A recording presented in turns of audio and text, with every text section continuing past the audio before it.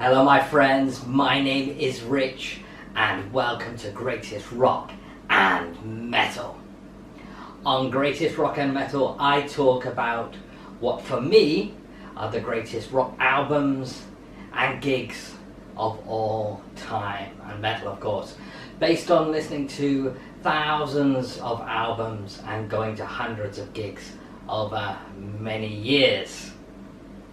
And today, here I am once more in the playground of the broken hearts. Those of you who are fans of this band, Marillion, will know what I am talking about. Today I will be talking about Marillion. If you enjoy this episode, please press the red button to subscribe so that you won't miss future episodes of Greatest Rock and Metal. So, let me take you way back to the year 1982. For me and for the band, a very significant year. The band had actually been formed by their drummer, a guy called Mick Pointer, in 1979, and they quickly built up a good following, but 1982 was the year for me. First, as I've mentioned before, there I am Friday night at home, lying on my bed, listening to the Tommy Vance Friday Rock Show on Radio 1 in the UK, only 2 hours of rock or metal music we would get on the radio in the UK once a week. And he said he was going to be playing some tracks from this band Marillion. Okay, whatever. The 3 tracks played. The track that really grabbed my attention, nearly 9-minute long epic song called Forgotten Sons, about the terrible nature of war. Whoa, this was an amazing song. We'll come back to talk about that particular song a little bit later. And then soon after that, that was February 82 when they're on the rock show. Soon after that, in March 82, this appeared in Kerrang! Magazine. This was part of their, as you can see, Armed and Ready feature that always introduced new bands. And this was an interview with the lead singer, Fish, talking about the history of the band. My attention was captured even more.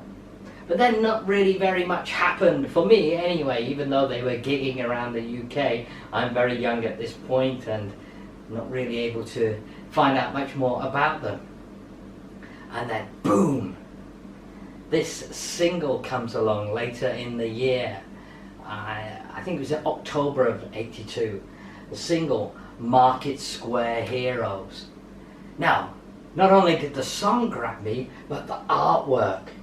This amazing artwork, Jester artwork, created, I later learned, by an artist by the name of Mark Wilkinson, who went on to do many of the pieces of artwork that you see around me for Marillion albums and singles. And what was great about this Market Square Heroes single was, it was a great song, but also there were another 2 tracks on this. It was a 12-inch single. Well, there was a 7-inch as well, but I got the 12-inch single. And on the B-side was this song, Grendel. Wow. An epic, over 10-minute long song that talked about this, I don't know, for me it felt like some kind of monster lurking around in the forest. And what a track. What a stunning track. And this was a B-side. Couldn't believe it. So my excitement was piqued even more for this band. The band blew up very quickly. They had their debut album, which I'm going to be talking about in a little while, Script for a Jester's Tear, and they very rapidly rised up in the size of venues that they were playing. As you can see here, by 1985, just 3 years later, they are second on the bill to ZZ Top at the Donington Monsters of Rock Festival, and below them, listen to this, below them on the bill, Bon Jovi, Metallica, Rat, and another British band, Magnum.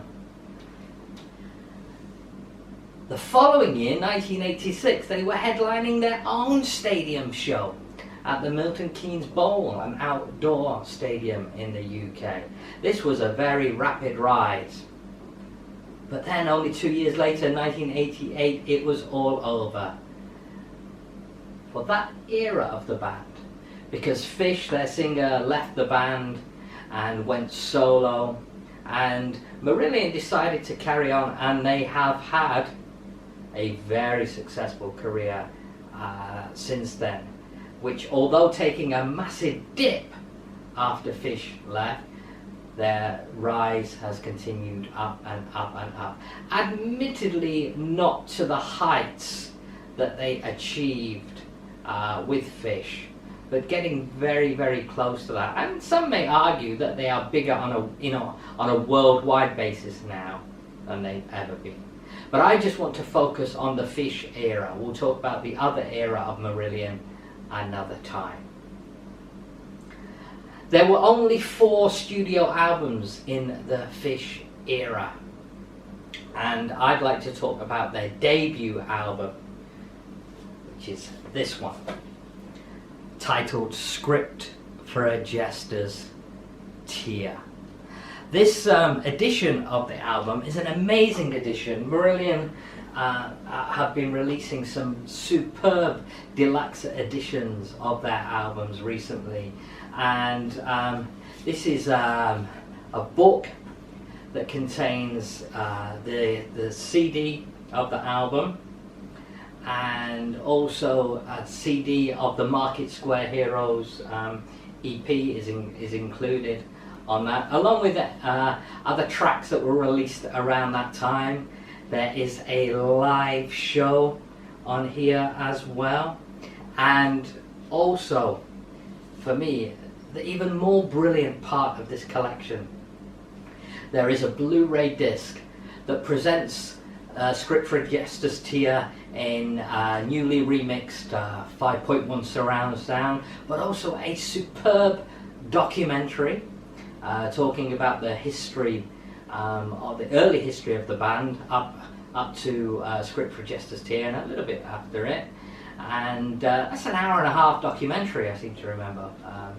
And also, even more, there is the legendary concert that was filmed at Hammersmith Odeon for the Script for a Jester's Tear tour, which also features the mighty Grendel track on it. So, this is the album that really, for me, was like, wow, Marillion, I love them. Now, one of the things I should mention about the early days of Marillion is that there was also a lot of criticism of them, despite their rapid rise. Many people felt that they kind of ripped off another UK progressive rock band by the name of Genesis, and the Peter Gabriel era of Genesis. He was their first singer, not the Phil Collins one that does the I can't dance, I can't walk. Or that era of Genesis. We're talking about the real proggy era of Genesis. Because Fish would deck himself out in face paint and give a very theatrical performance, very much like Peter Gabriel did. And the tracks on the album, looking at this album, the average track length is around 8 minutes. There's only one that drops below that, and that is a track called He Knows You Know, which is about 5 minutes long, which was a single taken from the album. So there's not many songs on the album, but I would like to give you my favourite 4. First off is the title track, Script for a Jester's Tear. I quoted the lyrics at the beginning of this video today.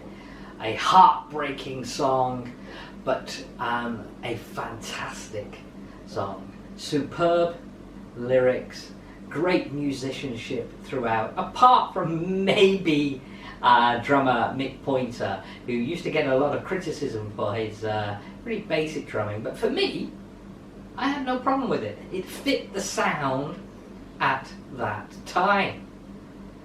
And Script for a Jester's Tear is just a great way to start the album. It starts off very quiet, very low, and then it builds up into a great crescendo.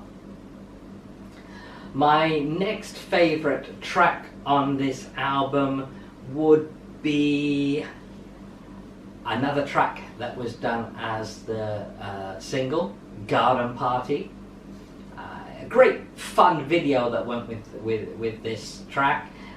Garden Party basically taking the mick out of the posh, the very rich posh people in the UK who sit around and eat cucumber sandwiches all day, that kind of thing.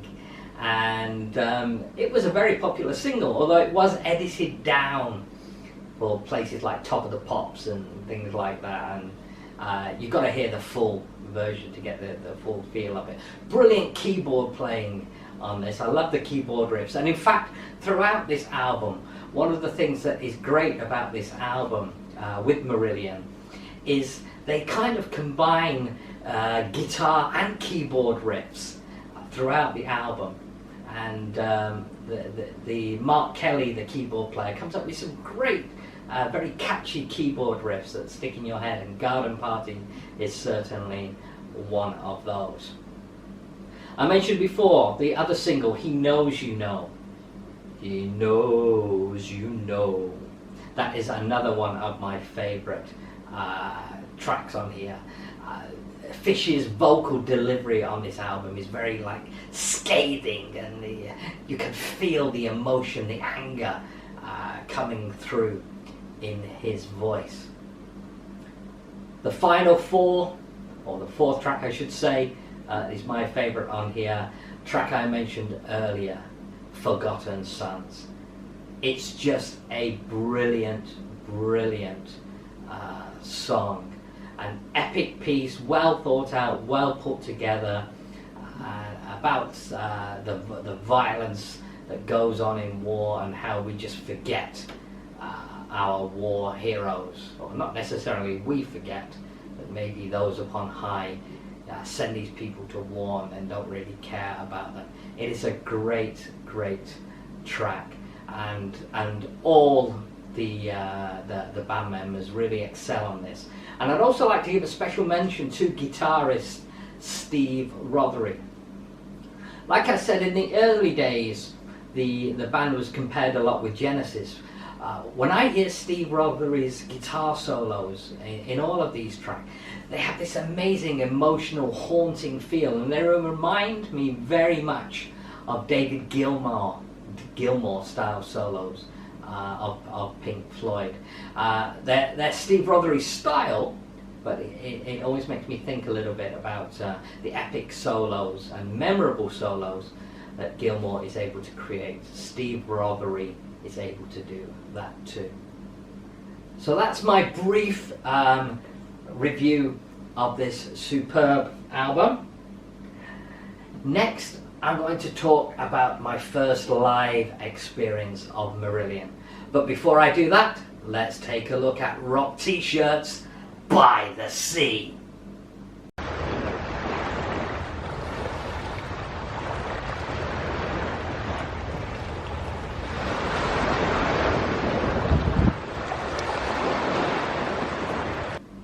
Hope you enjoyed that.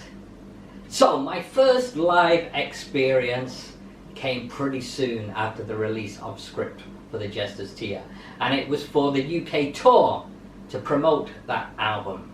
And this is the ticket from April 1983, a wonderful £3.50 English pounds, bargain, absolute bargain. And I was now able to see Marillion live. I had no idea what they were going to be like live. Again, you have to remember this is pre-internet. We did not have a clue if it was a new band what they were going to be like. This would be our first experience. Okay, we maybe might have seen some video clips or concert clips on television, but they were very, very rare opportunities to see. So me and my mate, as we had to do in those days, woke up very early one morning. It would have been something like 4 o'clock in the morning, probably Saturday morning, to make our way down to the Manchester Apollo to queue up to buy tickets for the concert. And it was always great in that queue.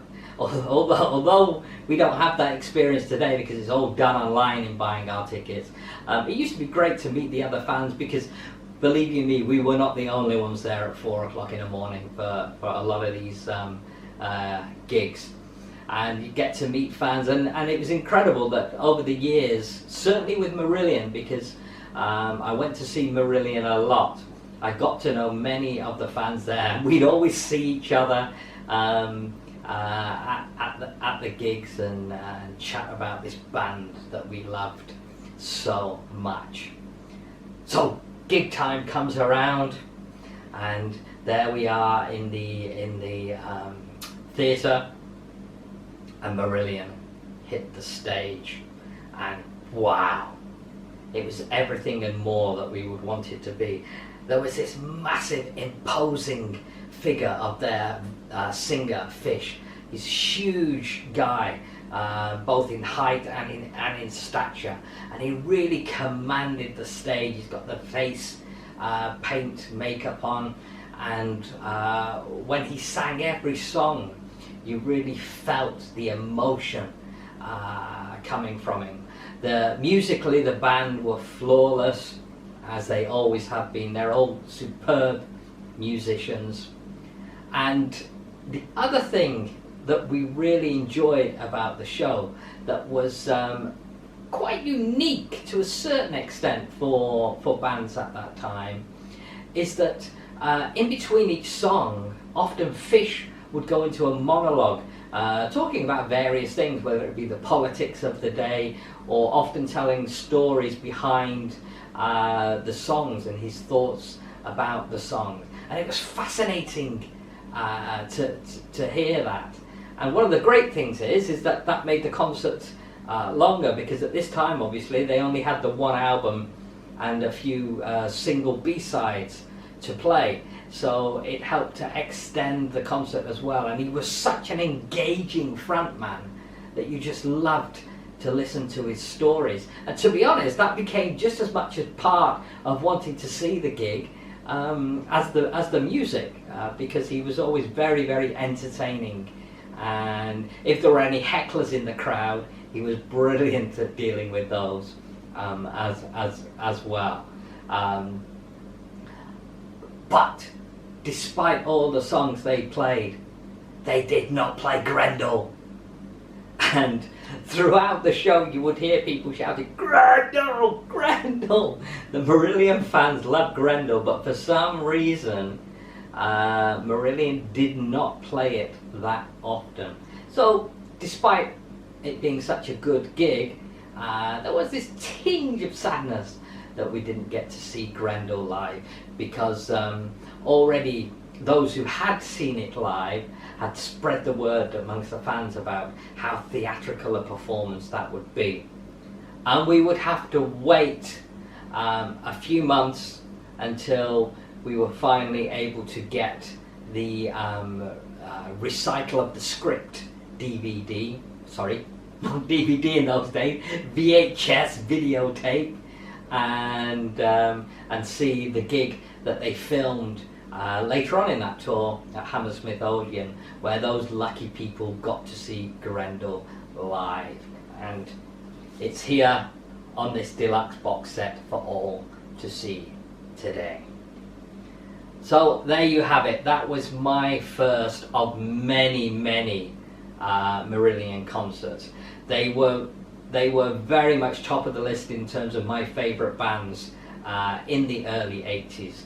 And which was quite unusual because, to be honest, they weren't particularly metal, and I was really into the metal side, and there was, but they did have a huge metal following, and I think it's because mainly they were so unique at that particular time. Okay, not unique in terms of this is progressive rock and it's been done before by Genesis, Pink Floyd, and yes, but there weren't many bands doing it in the early 80s, so it was something different to listen to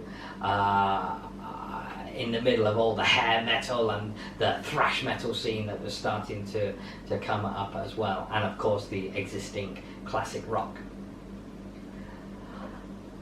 I will leave you with 4 albums I will recommend from the Fish era, and it's lucky I choose 4 because in this instance there are only 4 studio albums from the Fish era.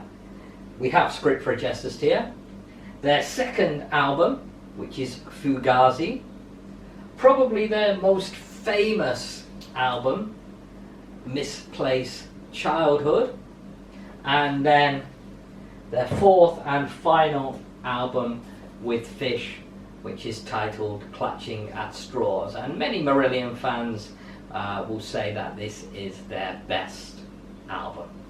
For me, it's pretty hard to choose between all 4 because I love them, all 4 of them, in different ways. Hope you've enjoyed that. Please press the red button to subscribe to Greatest Rock and Metal, and I hope to see you again. And until that time, remember, as always, we rock!